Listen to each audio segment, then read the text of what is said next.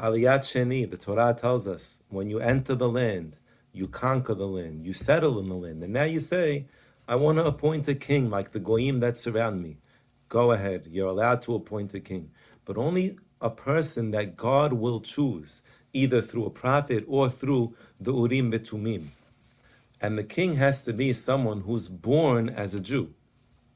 Also, the king has certain laws. He's not allowed to have too many horses, because inevitably that will direct the Jewish people back to Egypt in order to acquire more horses. And I told you, don't go back to Egypt. And he cannot have too many wives, because they will sway his heart away from God and towards idol worship.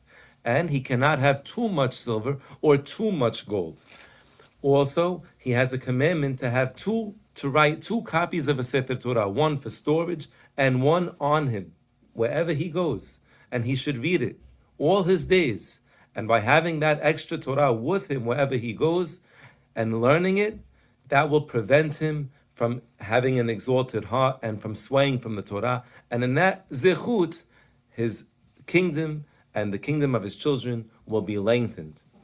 Now we know that King Solomon reasoned, if the Torah is telling us why a king can have, I could have many wives and they won't sway my heart.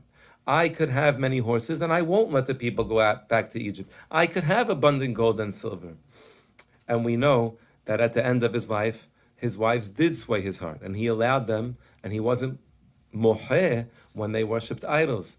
And we know that because he had abundant horses, they did end up directing Jews back to Egypt.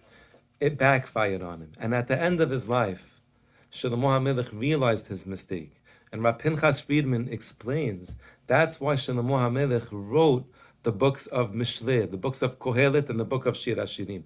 In Mishleh, King Solomon writes, En chokhmah ve'en tibuna ve'en esa le'neged Hashem. Sus muchan leyom milchama ve'lahashem ateshuah.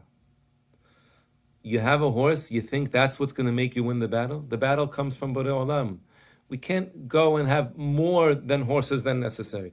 In Kohelet, Shlomo HaMelech realized his mistake in acquiring abundant gold and silver. He writes in Kohelet, Kanasti li gam kesef ezahab. I acquired a lot of gold and silver.